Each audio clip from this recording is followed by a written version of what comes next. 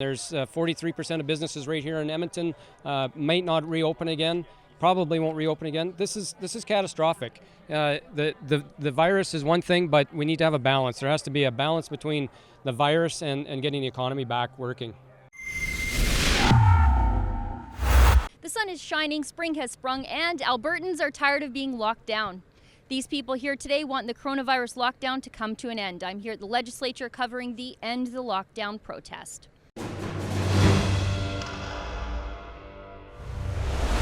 A group calling itself End the Lockdown Alberta wants the province to increase the number of people allowed at gatherings from 15 to 50. The group is also pushing to reopen provincial parks and playgrounds. They also want restaurants to reopen at 50% capacity. Now, these all seem to me like pretty reasonable steps. They're all things that are happening in some of Canada's other provinces and even a few American states, including states that have been harder hit than Alberta. Alberta hasn't officially announced a concrete plan to reopen the economy. However, Premier Kenney says that should be coming shortly, whatever that means. Now, the folks here today at the legislature are hoping to push Premier Kenney in the right direction. They want to continue to focus their efforts on protecting the vulnerable while allowing healthy Albertans to go back to work. I see some familiar faces here already, like our friends from United We Roll, who continue to be good, strong advocates for the Canadian worker. So I'm going to wade into the protest as it moves up to the legislature grounds while keeping my distance with my microphone on a broomstick, save your jokes. And I'm here to find out why these people are willing to risk arrest by the police for gathering in a group larger than 15, especially since sheriffs and Edmonton City Police have already said that they are going to be closely monitoring today's event. And when I'm done talking to these people, I'm going to announce our plan to send a message to our provincial governments, our federal government, and our municipal governments that it is time to let us work. So let's head up to the legislature and check it out. End the lockdown! End the lockdown! End the lockdown! End the lockdown! End the lockdown! End the lockdown! My 100-year-old grandpa that I took for a 4-hour drive last night, he did 31 sorties over Germany. Was awarded the Distinguished Flying Cross by the Queen.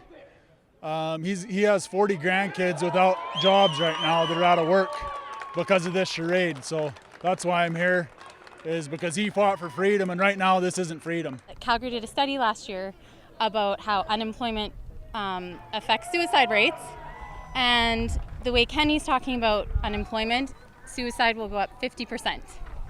50%. That's more deaths than what COVID has caused by far.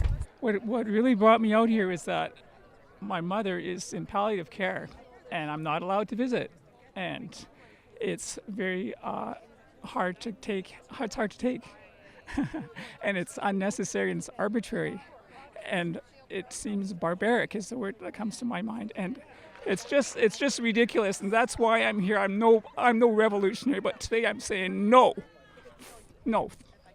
Well, as you know, we support small business. We support oil and gas, of course, but it's all about small businesses, and it's about getting these small businesses back to work. I feel that if Walmart and Costco can have their restrictions and their precautions in place, then there's no reason every small business can't move forward and do the same thing. I just feel like if we can keep Walmart open, why can't we give that option to our congregants to come to church to worship together? Yeah, we started the group 2 weeks ago. There was no plan in place. In fact, the lockdowns have gotten stricter. Dr. Henshaw came out with her even stricter rules, and that had no alignment with any sort of spike in hospitalization rates or any spike in ICU rates. There was no indication that this was going to spike that required the lockdown as any further measures. So that really what sparked it, I think, for me, which is like they're clearly on the wrong track. They're using model numbers to write legislation. Then understanding that those models have been incorrect and need to be updated, but the legislation hasn't been. And there's a time lag there. Once you know the numbers and you're working at it, all the time and energy spent putting in the numbers in the presentation could have been spent writing new legislation to be more in line with what those new numbers were.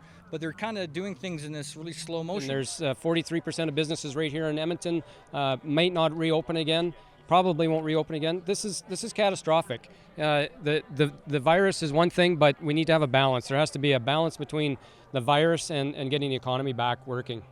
But again, I like how we start off with the O Canada. Okay, can we start that again? And then we can slowly disperse and go about our lives, avoid any sort of issue with the authorities, and show our value to everybody else that says we're not looking here to put their lives at risk.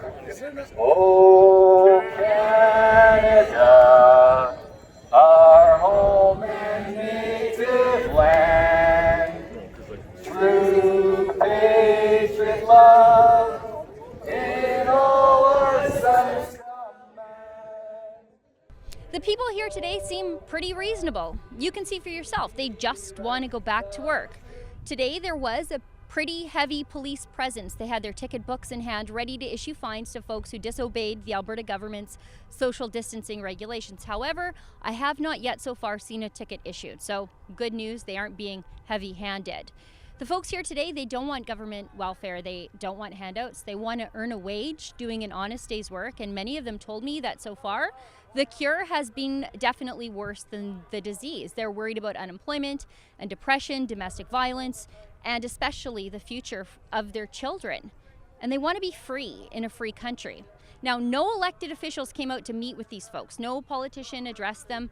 And I don't think that I'm saying anything crazy or making wild assumptions here if I surmise that the vast majority of these people voted for Jason Kenney and the UCP.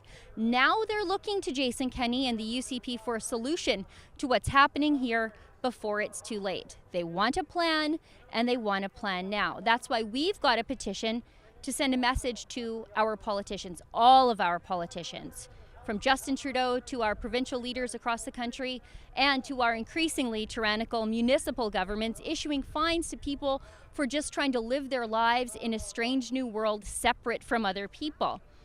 It's time to figure out a way immediately to let us work, to let our welding shops and our hairdressers and our dentists and our mom and pop stores follow the same guidelines as our liquor stores, our Walmarts, our Costco's, and our other big box retailers. Give us the dignity of work. Let our small businesses open up again. Follow whatever new rules they need to, and let them survive while society focuses efforts and resources on the vulnerable, on the people who need the efforts and resources, because the healthy people don't.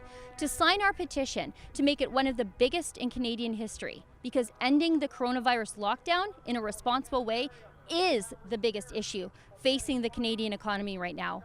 Please go to letuswork.ca. Sign and share that petition and help us send a message to politicians who are still getting paid while the rest of us aren't. That's at letuswork.ca. For Rebel News, I'm Sheila Gunn Reid. To help us send a message to politicians all across the country and to the ones in the building in front of me that it's time to find a way to let Canadians go back to work and to rebuild the damage this Chinese virus has done to our country, please go to letuswork.ca.